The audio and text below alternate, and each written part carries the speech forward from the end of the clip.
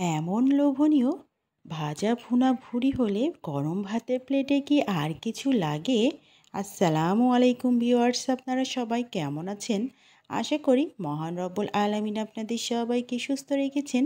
ঘরে বাইরে দেশ ও বিদেশে যে যেখান থেকে আজকের এই রেসিপিটা দেখছেন, আপনাদের সবাইকে আমন্ত্রণ। আমি সোনিয়া কুষ্টিয়া থেকে বলছি। আপনাদের জন্য লোভনীয় একটা রেসিপি নিয়ে হাজির হলাম। তবে চলুন দেখেই নিই সুস্বাদু রেসিপিটা। সর্বপ্রথম এই রেসিপিটা তৈরি করতে এখানে ভুঁড়ি নিতে হবে। আমি 500 গ্রাম মহিষের ভুঁড়ি এভাবে কেটে ধুয়ে পরিষ্কার করে নিয়েছি। আর এর সাথে মশলা নিয়ে নিয়েছি এখানে 1 চা চামচ লবণ, 1 চা চামচ হলুদ গুঁড়া, হাফ চা চামচ ধনিয়া গুঁড়া, হাফ চা চামচ লাল মরিচের গুঁড়া, 1 চা চামচ জিরা গুঁড়া, 1/4 চা চামচ এলাচ গুঁড়া, তার সাথে 1 টেবিল চামচ শুকনো মরিচের গুঁড়া নিয়েছি। 4টা মিডিয়াম সাইজের পেঁয়াজ কুচি করে নিয়েছি আর 4টা কাঁচামরিচ ফেড়ে নিয়েছি। 2 টেবিল চামচ রসুন বাটা নিয়েছি, 1 টেবিল চামচ আদা বাটা নিয়েছি। এখন চুলাতে চলে যাচ্ছি। চুলাতে একটা প্রেসার কুকার দিয়ে তাতে হাফ কাপ পরিমাণ সয়াবিন তেল গরম দিয়েছি। তেলটা গরম হয়ে গিয়েছে, এখানে পেঁয়াজ কুচি ও মরিচটা দিয়ে দিচ্ছি। আর তার সাথে অ্যাড করছি 3টা দারচিনি আর 2টা তেজপাতা ছিঁড়ে দিয়ে দিলাম। এখন এই পেঁয়াজটাকে আমি বাদামি করে ভেজে নিব।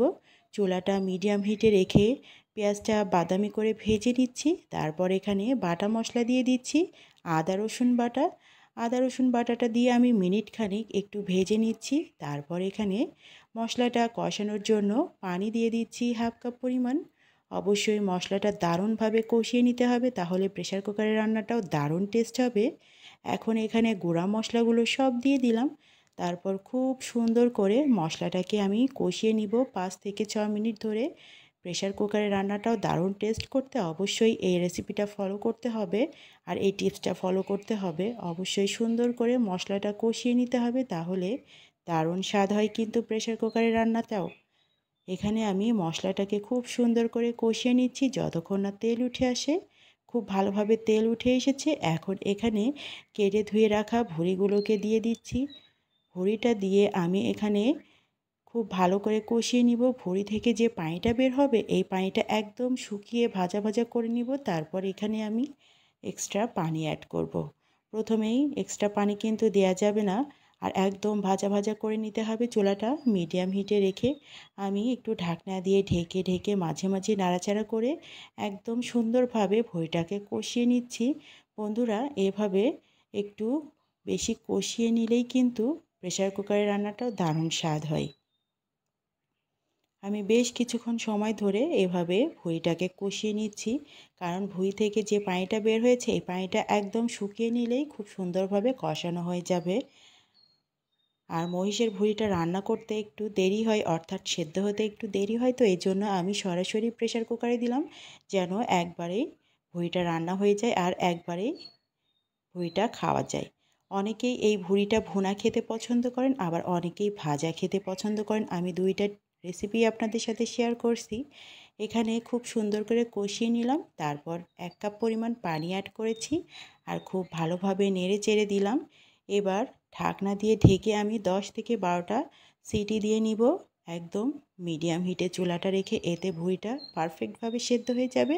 আর আপনারা যদি ভুনাটা খেতে চান তাহলে ভুঁড়িটা সেদ্ধ হয়ে যাওয়ার পর এতে হাফ চা চামচ বা 1 চা চামচ পরিমাণ ভাজা জিরা ও গরম মশলা গুঁড়া ছিটিয়ে পরিবেশন করতে পারেন। আর যারা আমার মতো এভাবে ভাজা খেতে চান তারা অবশ্যই পরে এভাবে 2টা পেঁয়াজ কুচি ও 4টা কাঁচামরিচ কুচি একটু বাদামি করে তেলের মধ্যে ভেজে নিয়ে ভুঁড়িটা দিয়ে এভাবে লাল লাল করে একটু ভেজে নেবেন। মাঝে একটু ভিডিওটা স্কিপ হয়ে গিয়েছে, এজন্য আমি আপনাদেরকে বলে দিলাম। যদি ভুনা খেতে চান সেক্ষেত্রে একটু ভাজা গরম মশলা গুঁড়া দিয়ে সেটা পরিবেশন করতে পারেন। আর যারা ভাজা খেতে চান তারা এভাবে একটু ভেজে নেবেন। আমি আরও 10 থেকে 12 মিনিট চুলাটা মিডিয়াম হিটে রেখে এভাবে ভুঁড়িটা ভেজে নিয়েছি। আর নামানোর আগ দিয়ে হাফ চা চামচ পরিমাণ ভাজা জিরা ও গরম মশলা দিয়ে নামিয়ে নিলাম। দারুণ একটা ঘ্রাণ বের হয়েছে। আর গরম গরম ভাতের সাথে এরকম ভাজা ভুঁড়ি হলে আর কি কিছু লাগে? আমার তো মনে হয় না আর কিছু লাগে। এটা রুটি পরোটা সব কিছুর সাথে দারুণ জমে যায় কিন্তু বন্ধুরা। নতুন বন্ধু যারা ভিজিট করছেন, রেসিপিটা ভালো লাগলে আমার সাথেই থেকে যাবেন। নোটিফিকেশন বেলটা প্রেস করে রাখবেন। আর আমার ভিডিওটা যদি ভালো লাগে অবশ্যই একটা লাইক দিবেন। আমার ভুল ত্রুটি হলে ক্ষমা সুন্দর দৃষ্টিতে দেখবেন। লোভনীয় এই রেসিপিটা ভালো লাগলে অবশ্যই একবার তৈরি করবেন। সবাই ভালো থাকবেন, সুস্থ থাকবেন। আল্লাহ হাফেজ।